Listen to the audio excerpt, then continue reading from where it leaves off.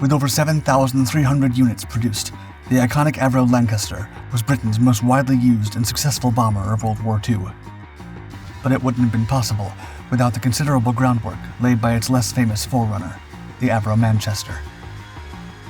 Avro's first attempt at a twin-engine heavy bomber, the Manchester, took to the skies in 1939 in time to take part in early British air raids over Germany the following year, participating in a host of daring missions and lighting a path for future Allied bombing strategies. Though recurrent issues with its unreliable Rolls-Royce Vulture engines would cause the Manchester's career to be cut short, the lessons learned from this fatal flaw would inspire Avro's design team to work on an innovative solution. This would eventually lead to the creation of the aircraft's celebrated successor, securing the Manchester's legacy for years to come. The origins of the Avro Manchester date back to November 1936, when the British Air Ministry released specification P-1336, requesting the development of a twin-engine monoplane medium bomber suitable for global operations. With the Royal Air Force's existing biplane bombers quickly becoming obsolete due to rapid advancements in aviation technology, and the growing realization that future conflicts would require more sophisticated and capable aircraft, the Air Ministry recognized there was an urgent need to modernize Britain's bomber fleet. The aircraft they were looking for would need to be able to perform shallow 30-degree dive bombing attacks in order to more accurately hit specific targets, such as ships, bridges, and other hardened structures, and it should carry a substantial payload of either 8,000 pounds of bombs or 2 18-inch torpedoes. In order to be able to bear this significant weight, the Air Ministry also asked for the aircraft to have provisions to conduct catapult-assisted takeoffs, though this requirement was later removed. Ideally, this new bomber would have a minimum cruising speed of 275 miles per hour at 15,000 feet, thus giving it a better chance of evading the significant threat posed by enemy anti-aircraft artillery and the faster fighters being developed at the time. The Air Ministry envisioned it as having a similar weight to the previous year's B-135 specification, which eventually led to the creation of the Vickers Warwick, but smaller and faster. Avro had already begun developing a design even before receiving an official invitation to submit a proposal. While the company faced stiff competition from Boulton Paul, Bristol, Fairey, Handley Page, and Shorts in early 1937, its entry was selected as a winner, along with the competing Handley Page HP-56, and prototypes were ordered for both. However, as the year wore on, the political situation in Europe continued to worsen, as Nazi Germany made a mockery of the Treaty of Versailles with its aggressive rearmament policy, including a significant expansion of the Luftwaffe. With a large-scale war brewing on the horizon, the Air Ministry realized they needed to upgrade the RAF as quickly as possible, so they made the bold decision to bypass the typical aircraft evaluation process, instead ordering 2 prototypes directly from Avro's blueprints. They aimed for the new aircraft to be ready to replace the RAF's current medium bombers, including the Armstrong Whitworth Whitley, Handley Page Hampton, and Vickers Wellington, by 1939. Avro's design, which they named Manchester after the city where the company was founded, was carefully considered and boasted many advantages. Its 70-foot-long fuselage was constructed using longitudinal beams, or stringers, covered with a flush-riveted aluminum alloy skin. This setup not only improved aerodynamics by reducing air resistance, but also facilitated easier maintenance and quicker repairs, essential during wartime. The Manchester's wings featured a dual-spar construction, with internal ribs made from aluminum alloys, integrating several self-sealing fuel tanks to enhance combat survivability by minimizing fire risks. The design efficiently utilized space, allowing the fuselage to accommodate additional armaments. The fully retractable undercarriage, operable through a reliable hydraulic system with a backup air system, further underscored the aircraft's focus on operational readiness and safety. Meanwhile, the design featured a distinctive twin fin and rudder tail configuration, enhancing both control during flight and defensive capabilities by providing better rearward visibility for gunners. The aircraft was also fortified with armor in critical areas, including bulletproof glass in the cockpit and an armored bulkhead protecting the navigator. This was complemented by strategically placed, hydraulically operated turrets and a bomb aiming station in the nose, equipped with advanced optical sights for precise targeting. However, this well-thought-out design was let down by one key feature. While Avro had been considering powering the Manchester with 2 Bristol Hercules or Bristol Centaurus radial engines, it eventually opted for a pair of Rolls-Royce Vultures, which featured a 24-cylinder X-block configuration. A unique setup that involved stacking 2 Rolls-Royce Peregrine V cylinder blocks, with the lower block inverted to form a distinctive X shape. This arrangement was intended to deliver substantial power output, and on paper, the engine was rated at an impressive 1,760 horsepower. When two were used, this would be doubled to 3,520.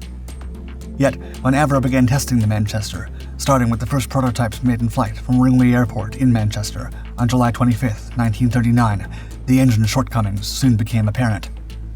Despite its promising specifications, the engine's complex design led to numerous reliability issues, such as overheating, mechanical failures, and inadequate maintenance capabilities. These issues were severe enough that operational performance could not reliably reach the engine's initial power ratings.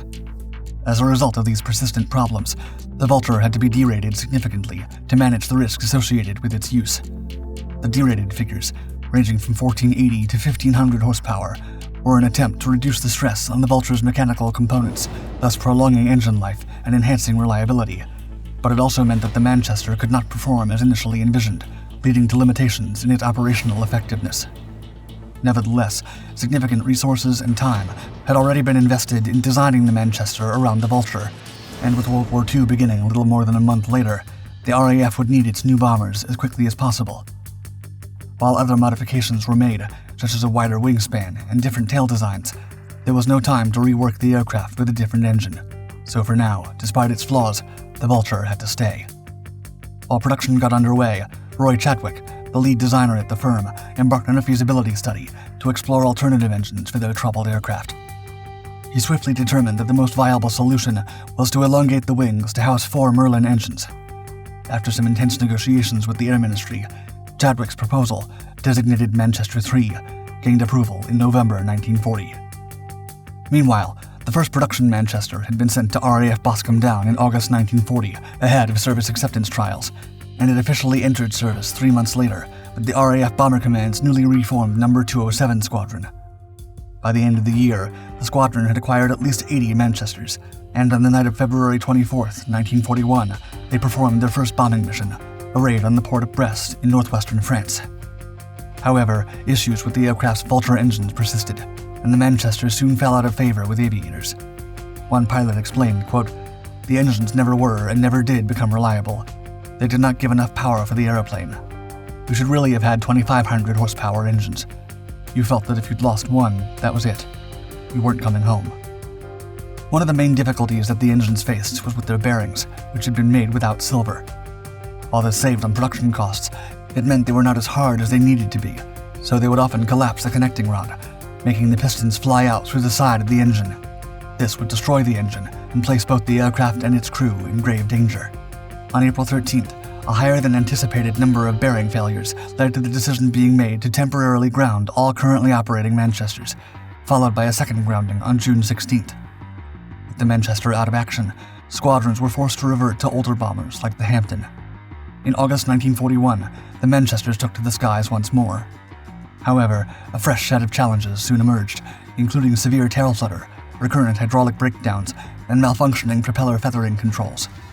This ultimately led to the end of Manchester production in November 1941, after a total of 202 aircraft had been built. Nonetheless, those which had already been completed continued to participate in Allied bombing missions across Europe. One particularly notable moment came on the night of May 30th, 1942, during Operation Millennium, the raid on Cologne, which would become the first to deploy over 1,000 bombers. As it approached its target, a Manchester, piloted by Flying Officer Leslie Manzer, was suddenly illuminated by enemy searchlights. Despite the intense focus, the bomber successfully met its mark from 7,000 feet before coming under intense anti-aircraft fire.